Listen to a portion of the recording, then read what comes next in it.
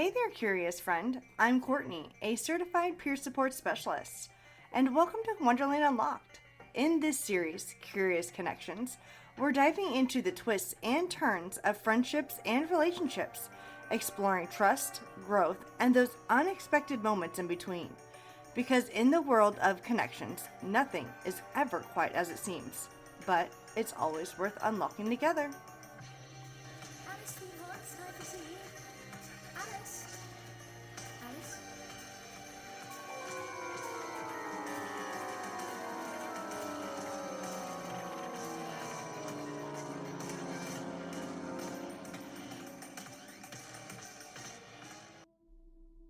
In Alice in Wonderland, Alice begins her journey in a world that doesn't quite make sense to her. She tumbles down the rabbit hole, unsure of who she is, where she is going, or what her role is in this strange new world.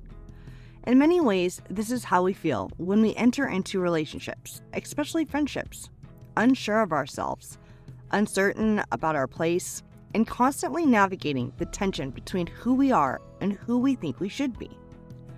When we first meet someone, we often feel the need to fit into a mold of what we think will make us more likable or accepted. We put on facades, trying to be what we think others want us to be. Alice's journey unfolds. She begins to question who she truly is, and whether she has to conform to the expectations of Wonderland, or if she can define herself in her own terms. This struggle to find identity is something we all face, particularly in friendships. Sometimes we lose sight of who we are because we're too busy trying to meet the expectations of others. So, in this episode, we're going to explore how we can begin to reclaim our authentic selves, just as Alice begins to do so in Wonderland. How can we stop pretending to be someone we're not for the sake of fitting in? And what does it mean to truly be ourselves in the context of a friendship? Embracing our authentic selves starts with self-awareness and a willingness to challenge the stories we tell ourselves about who we need to be. Let's reflect on the journey we've all taken to come into our own, especially in the relationships that have shaped us. One of the most memorable figures in Alice in Wonderland is the Cheshire Cat, a creature who appears and disappears at will, leaving behind nothing but cryptic advice and a wide, knowing grin. This cat doesn't conform to any rules. He's unpredictable, dynamic, and utterly unbothered by what anyone thinks of him. But among all his riddles, one piece of wisdom stands out. We're all mad here. It's a statement that could feel dismissive, but when we look deeper, it's incredibly freeing. The Cheshire Cat reminds us that there is no single definition of normality. In Wonderland and in life, everyone has their quirks, eccentricities, and unique perspectives. We all have the right to exist as we are, different, strange, complex, and still be worthy of connection. This is especially true in friendships. There's no one correct way to be a friend, just as there's no one correct way to be ourselves. We often struggle to accept the parts of us that we think are weird or different. We may feel that certain aspects of our personality or behavior won't be accepted by others, so we hide away from them. But the Cheshire Cat shows us that authenticity, embraces our quirks and imperfections, is actually what makes us interesting and worthy of real connection. So why do we spend so much time trying to fit into molds that weren't made for us? When we step back and really think about the people in our lives, who we connect with the most, it's often those who are unapologetically themselves. The friends who wear their hearts on their sleeves, who share their passions openly, who speak candidly about their struggles. It's not the perfect, polished version of someone that draws us in. It's the real, raw, authentic person underneath. True friendships are not about perfection. They are about mutual acceptance, vulnerability, and a shared space where both people can be exactly who they are, flaws and all. But in order to experience this kind of connection, we must first learn to be comfortable with our own selves. This is where the Cheshire Cat's voice of clarity comes in. It's the inner voice that tells us it's okay to be different. It's okay to not fit into the boxes that others want you to fit into. This voice doesn't judge us. It simply reminds us that our uniqueness is what makes us special. And when we embrace our authentic selves, we give others the space to do the same. How often do we silence that voice of clarity? How many times have we turned away from our true selves in order to fit in or gain approval from others? Whether it's in our friendships, our careers, or our relationships, we are constantly seeking validation. And when we don't get it, we retreat. We suppress parts of ourselves in order to meet someone else's expectations. But what happens when we stop trying to be what others want us to be and instead focus on simply being who we are? This is where real connection happens. Friendships are meant to be a mirror, reflecting back to us who we are. But that's only possible if we're willing to show up honestly and authentically, without the fear of rejection.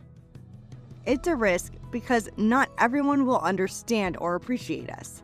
And that's okay. The key is learning to be okay with ourselves, even when others don't see us for who we truly are. The people who matter will accept us, the quirks and all.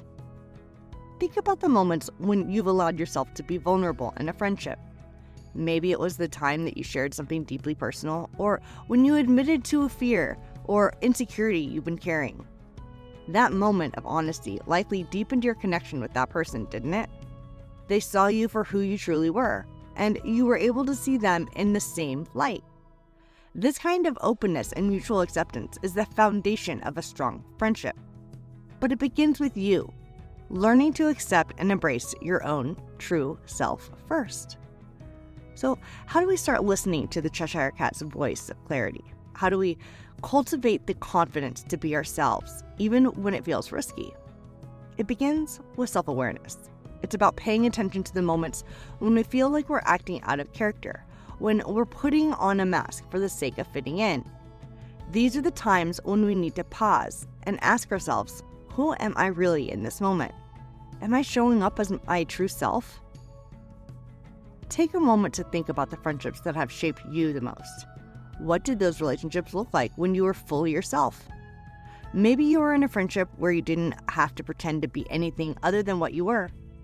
Those are the friendships that feel the most fulfilling.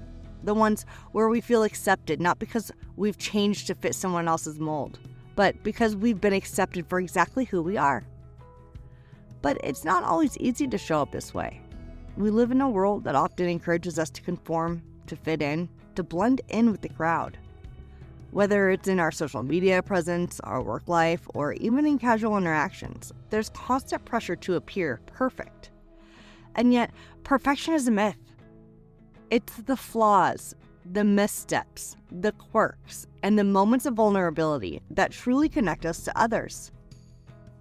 So let's challenge the idea that we have to be flawless or fit into a particular mold to be loved.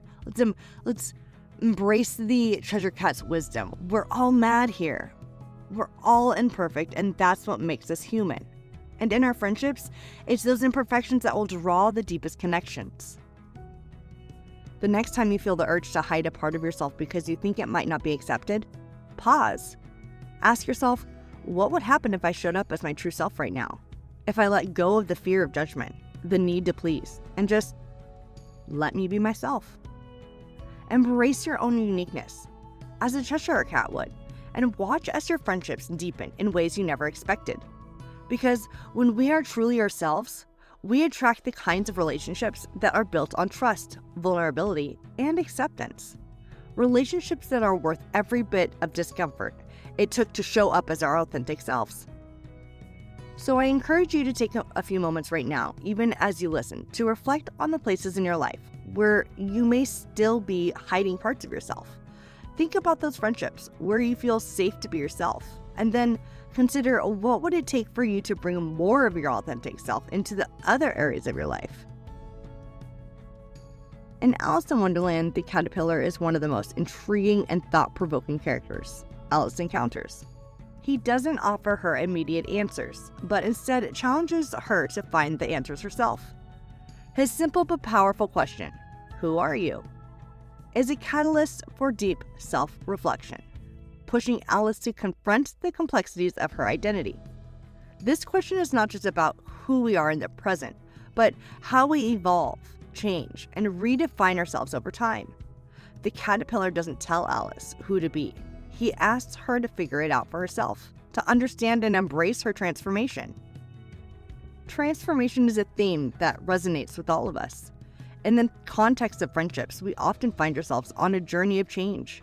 We grow, we learn, we evolve, and so do the relationships around us.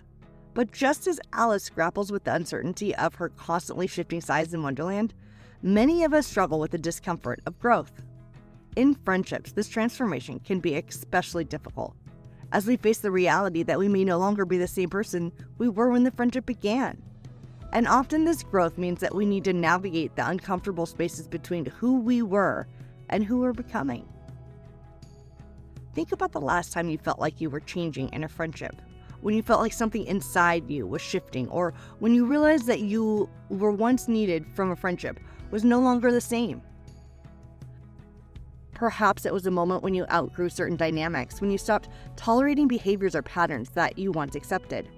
This kind of self-awareness can be uncomfortable, but it is also a sign of growth. Just as the caterpillar gradually changes into a butterfly, we too must embrace our transformations, even if they feel messy, unsettling, or even painful at times. The process of growth isn't always immediate or clean. It's a gradual, step-by-step unfolding. It's not always easy to see the path ahead or to know what transformation will look like. But what we can be certain of is that growth requires patience and self-compassion. We must allow ourselves the space to evolve at our own pace without the pressure to have it all figured out at once. The caterpillar is a slow and steady creature, and its transformation serves as a reminder that we don't need to rush. Our journey of growth, especially in our friendships, doesn't happen overnight. It's a process that unfolds over time. We're going to be diving into how we can better navigate the discomfort that often accompanies growth and change in our friendships. When we start to change, when we begin to move towards our authentic selves, our friendships can be put to the test. Some friendships may remain strong, adapting and evolving alongside us. Others, however, may begin to feel strained or unfulfilling. And it's in these moments that we must ask ourselves the difficult questions. Am I still being true to myself in this friendship? Is this relationship still serving my growth, or is it holding me back? The answer may not always be clear, and that's okay. The process of navigating change is often about sitting with discomfort and allowing it to teach us what we need to know. As we grow, we may outgrow certain friendships or parts of them. This doesn't mean that the friendships were failures. It simply means that we're evolving into someone new, someone who needs different things. Outgrowing a friendship can feel like a loss, but it's important to remember that growth is not linear. We may go through periods where we shed old patterns, beliefs, and dynamics in order to make room for new, more authentic connections. This shedding process, much like the caterpillar shedding its skin, is necessary for our transformation, but it can also be uncomfortable. We may feel guilty or conflicted about leaving behind people or patterns that once played a significant role in our lives. But here's the truth.